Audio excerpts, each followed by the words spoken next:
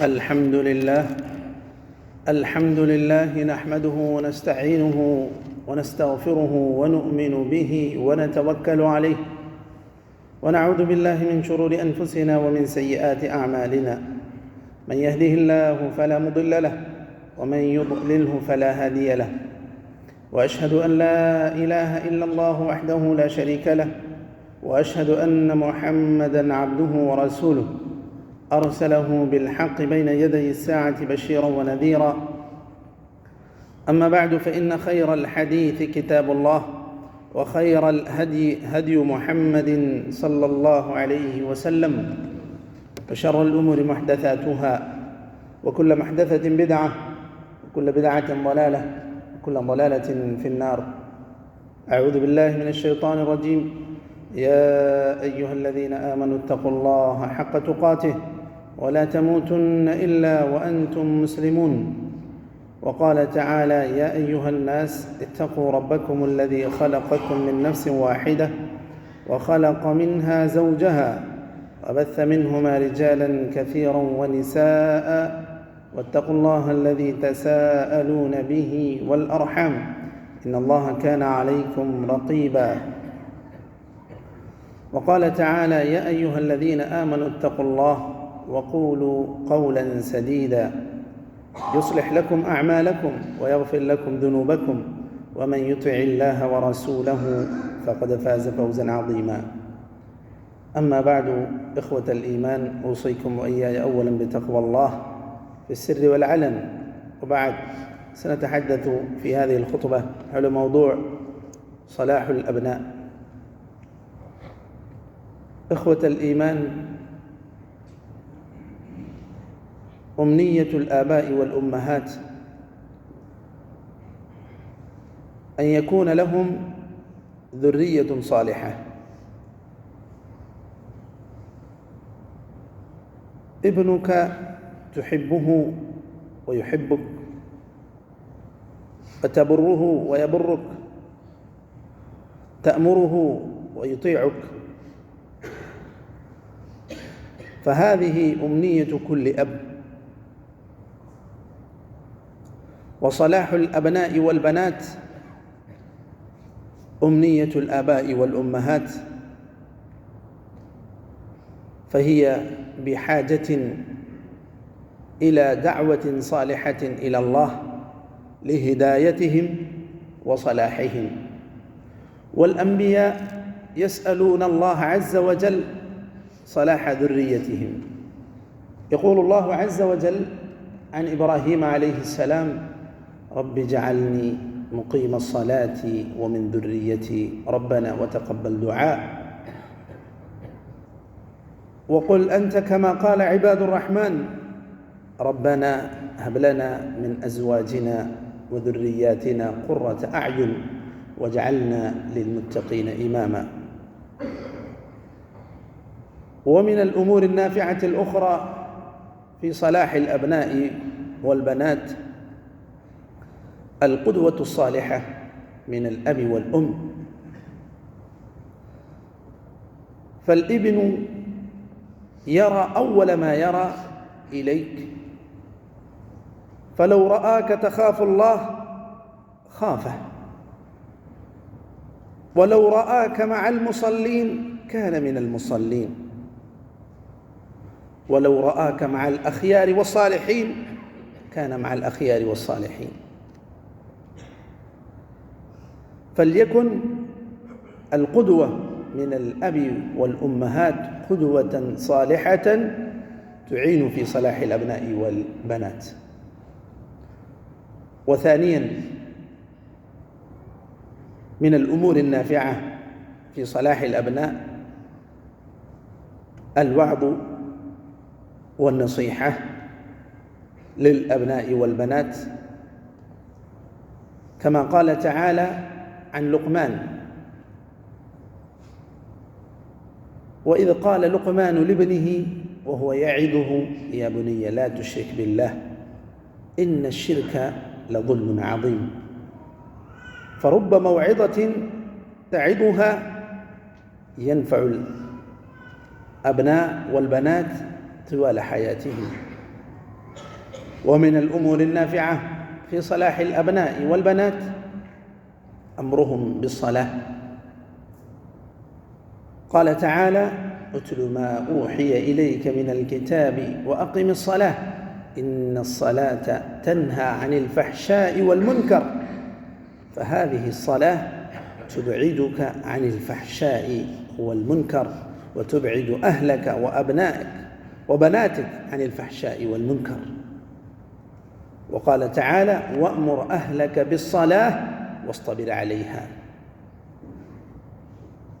وقد سمح النبي صلى الله عليه وسلم بالضرب للصلاة، فقال: مروا أولادكم بالصلاة إذا بلغوا 7 واضربوهم عليها ل10. ومن الأمور النافعة الأخرى في صلاح الأبناء والبنات أمرهم بالأخلاق الفاضلة، كما قال تعالى عن لقمان: وأمر يا بني أقم الصلاة وأمر بالمعروف وانه عن المنكر واصبر على ما أصابك إن ذلك لمن عزم الأمور ولا تصعر خدك للناس ولا تمشي في الأرض مرحا إن الله لا يحب كل مختال فخور واقصد في مشيك واغضض من صوتك إن أنكر الأصوات لصوت الحمير. فتأمرهم بالأخلاق الفاضلة والآداب الإسلامية حتى يتأدبوا بها. إخوة الإيمان، ومن الأمور النافعة الأخرى أمرهم بصلة الأرحام. فصلة الرحم تعين الأبناء والبنات في صلاحهم، تأمرهم بزيارة الأعمام والعمات والأخوال والخالات، فهذه تعينهم لمعرفة قرابتهم وصلة أرحامهم. أقول قولي هذا وأستغفر الله لي ولكم ولسائر المسلمين فاستغفروه إنه هو الغفور الرحيم.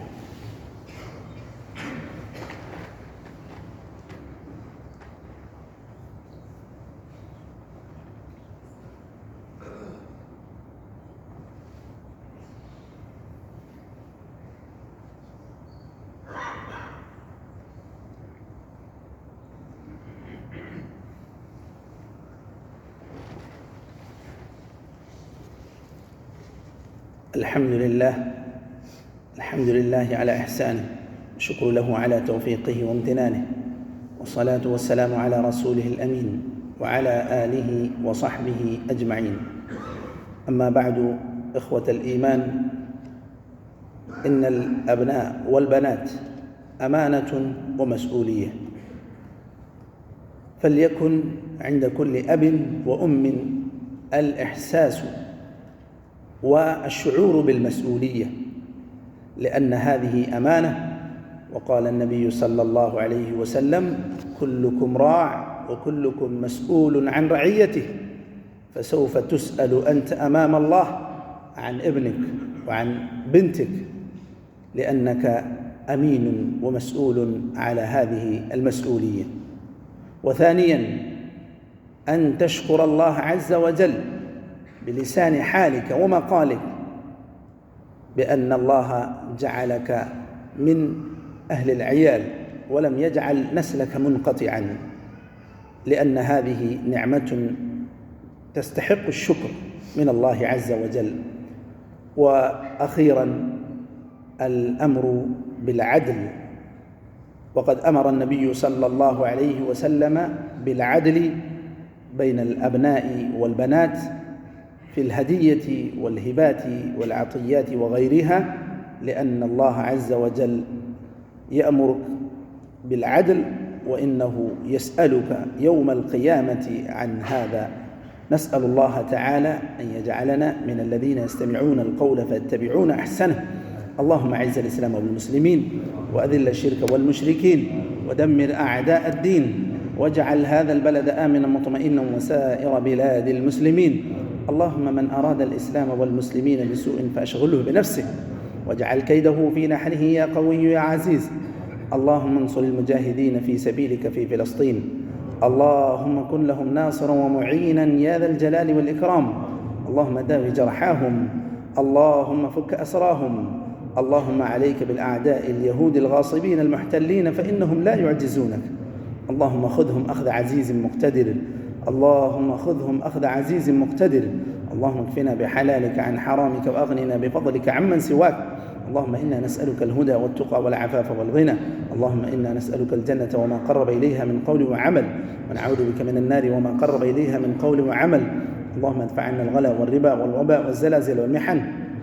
اللهم أغثنا، اللهم أغثنا، اللهم أغثنا غيثا مغيثا مريا مريعا نافعا غير ضار عاجلا غير آجل. اللهم اسق عبادك وبهائمك وانشر رحمتك وأحي بلدك الميت. اللهم اقض الدين عن المدينين واشف مرضانا ومرضى المسلمين وارحم موتانا وموتى المسلمين. اللهم اغفر لهم وارحمهم وعافهم واعف عنهم وأكرم نزلهم ووسع مدخلهم واغسلهم بالماء والثلج والبرد ونقهم من الذنوب والخطايا كما ينقى الثوب الأبيض من الدنس. عباد الله، إن الله وملائكته يصلون على النبي يا أيها الذين آمنوا صلوا عليه وسلموا تسليما. اللهم صل وسلم وبارك وأنعم على حبيبك محمد.